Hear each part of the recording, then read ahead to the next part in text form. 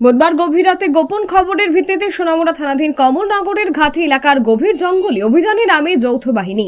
সেই অভিযান চলে বৃহস্পতিবার ভোর 5:30 পর্যন্ত।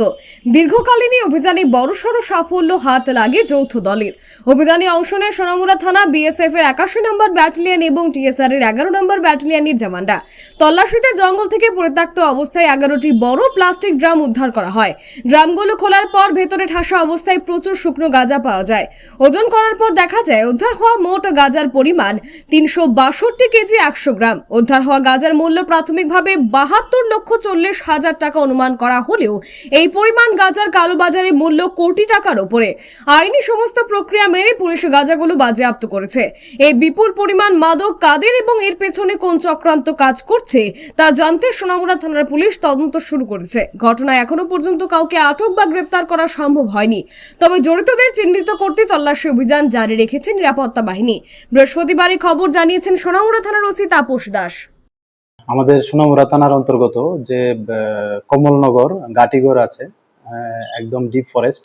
তো এখানে আমরা আজকে গোপন সংবাদের ভিত্তিতে আমরা জয়েন্ট একটা অপারেশন করি, যেখানে পার্টিসিপেট করেছে আমাদের সোনামুড়া থানা, 81 ব্যাটালিয়ন বিএসএফ এবং আমাদের যে 11 ব্যাটালিয়ন টিএসআর সম্মিলিতভাবে।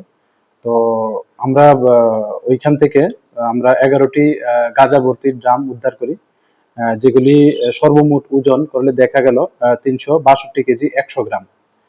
তো এগুলি যে কালোবাজার মূল্য বা এগুলি যে ডেস্টিনেশন মূল্য, এগুলি প্রায় 72,40,000 মতো দাঁড়ায়। আর এগুলি ধারণা করা হচ্ছে যে বাংলাদেশে পাচার উদ্দেশ্যে এগুলি মানে রাখা ছিল ডিপ ফরেস্টে। তো আমরা এগুলি অন দ্য স্পটেই সমস্ত আইনি পদ্ধতি মেনে আমরা এগুলি সিজ করি এবং আমাদের সোনামুড়া থানাতে এ নিয়ে একটা ইনকোয়ারি স্টার্ট করি যে এই যে অবৈধ গাঁজাগুলা আছে এগুলির প্রকৃত মালিকানাকে এবং এগুলির সঙ্গে কারা যুক্ত আছেন। তো আমরা অবশ্যই মানে যাদের এগেনস্টে মানে এভিডেন্স আমরা পাই যে এই গাঁজাগুলি ওনাদের, অবশ্যই তাদের এগেনস্টে আমরা যা লফুল অ্যাকশন নেওয়ার আমরা অবশ্যই নেব। Thank you. এদিনের অভিযান স্বাভাবিকভাবেই নেশা কারবারিদের মনোবলে বড়সড় ধাক্কা বলে মনে করছেন সচেতন মহল। সোনামুড়া থানার তাপস দাস দায়িত্ব নেওয়ার পর থেকে নেশা বিরোধী অভিযানে একের পর এক সাফল্য পাচ্ছে পুলিশ এবং যৌথ বাহিনী। ব্যুরো রিপোর্ট, দৃষ্টি।